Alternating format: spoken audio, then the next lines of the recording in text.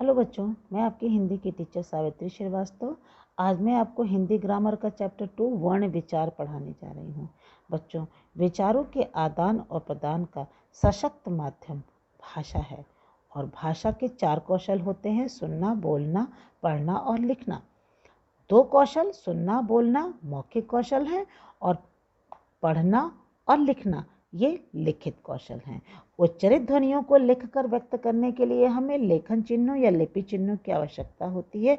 इन्हें वर्ण कहते हैं, अर्थात दूसरे शब्दों में भाषा की उच्चरित ध्वनियों के लिखित रूप को वर्ण कहते हैं तथा वर्णों की निश्चित क्रमबद्ध व्यवस्था को वर्णमाला कहते हैं।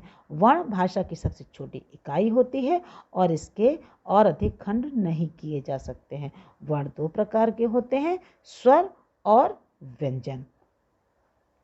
स्वर जिन वर्णों के उच्चारण में वायु बिना किसी रुकावट के मुख से निकलती है उन्हें स्वर कहते हैं, जैसे अ आ इ उ ऊ रे ए ओ औ।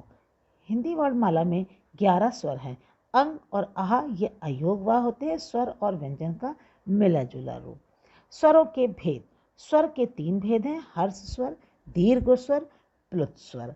हर्ष स्वर जिन स्वरों के उच्चारण में बहुत कम समय लगता है उन्हें हर्ष स्वर कहते हैं, जैसे अ इ उ रि। इन्हें मूल स्वर भी कहते हैं।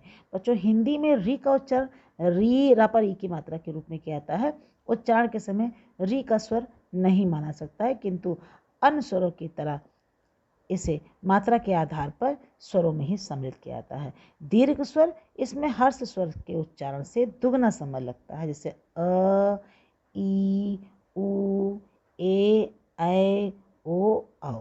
प्लुत स्वर, प्लुत स्वर के उच्चारण में मूल स्वर से तिगुना समय लगता है, जैसे ओम। वैसे हिंदी में प्लुत स्वर का प्रयोग नहीं मिलता है। स्वर को जब व्यंजन के साथ मिलाकर लिखा जाता है तब उसको मात्रा के रूप में लिखा जाता है। देखा आपने, इसमें सूची में देखिए, छोटा आ तो उसकी कोई मात्रा होती ही नहीं है, बड़ा की मात्रा, छोटी ई बड़ी की मात्रा, छोटा ऊ बड़ा ऊ की मात्रा, ये सभी मात्राएं आपने जानी ही हैं। व्यंजन जिन ध्वनियों के उच्चारण में हवा कंठ से निकल कर मुख में कहीं स्पर्श करते हुए या घर्षण करते हुए बाहर निकलती है उन्हें व्यंजन कहते हैं। व्यंजनों का उच्चारण अकेले संभव नहीं होता है, इनका उच्चारण स्वरों की सहायता से ही किया जाता है। व्यंजन 3 प्रकार के होते हैं: स्पर्श व्यंजन, अंतस्थ व्यंजन और ऊष्म व्यंजन। स्पर्श व्यंजन जिन व्यंजनों के उच्चारण में हवा यानी कि वायु कंठ से निकलकर मुख के किसी भाग को स्पर्श करते हुए बाहर निकलती है उसे स्पर्श व्यंजन कहते हैं, जिसमें क ख ग घ अंगा च छ ज झ इया से लेकर के ट ठ ड ढ ड़ त थ द ध न प फ ब भ म, ये 5 वर्ग के जो स्पर्श व्यंजन हैं वे हैं। अंतस्थ व्यंजन जिन व्यंजनों के उच्चारण में वायु ना तो मुख में कहीं स्पर्श करते हुए और ना ही रगड़ खाकर निकलती, उसे अंतस्थ व्यंजन कहते हैं, जैसे य र ल व, ये सभी अंतस्थ व्यंजन हैं।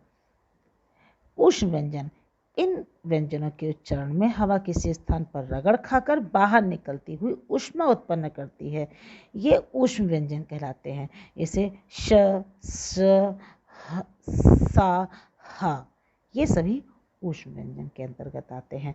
अनुस्वार, अनुस्वार का शाब्दिक अर्थ है स्वर के बाद आने वाली नासिक ध्वनि। इसके बाद हमेशा कोई व्यंजन आता है, जिस व्यंजन से पहले ये आता है उसी व्यंजन के वर्ग के पंचम वर्ण यानी कि नासिक व्यंजन के रूप में बोला जाता है। जैसे देखिए, गंगा, ठंडा, पंछी, अंत, चंपक इत्यादि। इसमें अंक की मात्रा लगती है, ऊपर से केवल बिंदी डॉट जिसको हम कहते हैं लगाई जाती है। अनुनासिक ध्वनियों के उच्चारण में हवा नाक और मुंह दोनों से बाहर निकलती है, इसमें चंद्र बिंदु का चिन्ह लगाया जाता है। देखिए, जैसे धस, चांदी, कुंवर, बूंद, ये सब अनुनासिक ध्वनियों के उदाहरण हैं।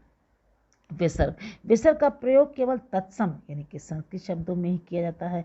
हिंदी में विसर्ग का प्रयोग बहुत कम शब्दों में मिलता है, जैसे प्रातः, अतः, प्रायः, संभवतः। विसर्ग के उच्चारण में ह की ध्वनि निकलती है। अब आते हैं संयुक्त व्यंजन।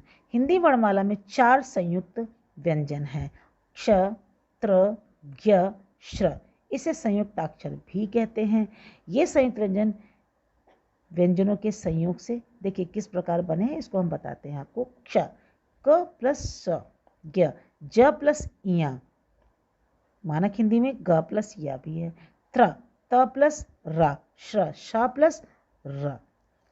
इसी तरह से हिंदी में कुछ अन्य व्यंजन का संयोग भी प्रचलित, जैसे क्यारी, क में य, क में त, भक्त, क्लिष्ट, वक्र, धर्म, क्वार, इस तरह के।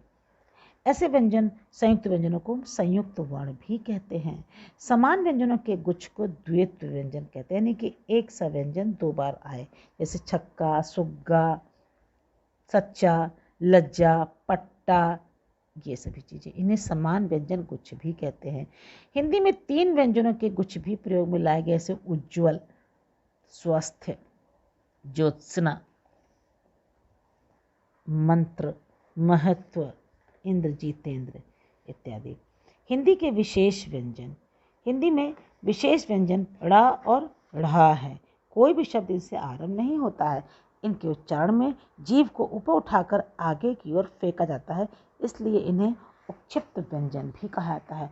इसी प्रकार से बाद में आता है अ, अंग्रेजी से आई हुई स्वर ध्वनि, जैसे हॉल, डॉक्टर, कॉलेज, ये सब चीज़ें आपने पढ़ी है ना, इसमें ऊपर ये चिन्ह लगाया जाता है। इसी प्रकार से ज़, फ भी अरबी फारसी अंग्रेजी के शब्दों में मिलते हैं, जैसे जालिम, फौरन, जज्बात, ज़रूर, फिक्र, ये सब आगत ध्वनियाँ हैं। व्यंजन से व्यंजन का संयोग। स्वर सहित व्यंजन से स्वर रहित व्यंजन के मेल को संयुक्त व्यंजन कहते हैं। इनके भी कुछ नियम हैं, जैसे खड़ी पाई हटाकर जब खड़ी पाई वाले व्यंजन जब किसी दूसरे व्यंजन के साथ मिलते हैं तो उनकी पाई को हटा दिया जाता है। ऐसे 22 व्यंजन है, ग, म, त, स आदि। जैसे 11, देखिए ग में इसकी खड़ी पाई को हटा दिया गया, म में खड़ी पाई को हटाया गया, अम्ल, स्तुति, आत्मा इत्यादि। घुंडी हटाकर क, फ, ये जब अन्य व्यंजनों के साथ मिलते तब उनकी घुंडी को हटाया जाता है। जैसे देखिए रक्त, का की घुंडी को हटाया गया, रफ्तार, फा की घुंडी को हटाया गया।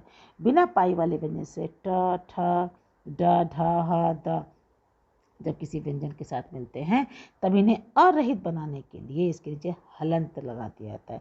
ये देखिए ट प्लस ठ, तो खट्टा। इसी प्रकार से शुद्ध, देखिए ट के नीचे हलंत लगाया गया, शुद्ध में द के नीचे हलंत लगाया गया, विवल में ह के नीचे हलंत लगाया गया। इसी प्रकार से अन्य शब्द, द्वंद्व और अद्भुत और चिन्ह भी हैं।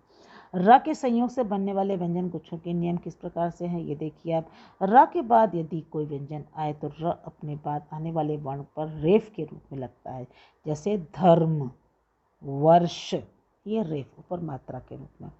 र से पूर्व यदि कोई भी स्वर रहित व्यंजन हो तो र उस व्यंजन के पैर में लगाया जाता है, जैसे क्रमिक, क के नीचे पैर, क्रमिक, प्रवीण, प के नीचे पैर में लगाया जाता है, प्रवीण। इसी प्रकार से ट, ड के बाद रा आने पर उसका रूप इस प्रकार होता है, जैसे ड्रम, ट्रेन इत्यादि। वर्ण विच्छेद। वर्ण विच्छेद तो आपके जानी पहचानी चीज़ है, क्योंकि आप छोटी क्लास से ही वर्ण विच्छेद करते चले आ रहे हैं। शब्दों का वर्ण विच्छेद करते समय व्यंजनों को अरहित रूप में और स्वर को अलग लिखा जाता है, जैसे काम, क प्लस बड़ा आ प्लस म प्लस छोटा। देखिए स्वर और व्यंजन को अलग किया जाता है, यानी कि वर्ण विच्छेद में स्वर और व्यंजन को अलग करते हैं। सेब, स प्लस ए प्लस ब प्लस अ। बच्चों आज आपने वर्ण विचार का अध्ययन किया। धन्यवाद।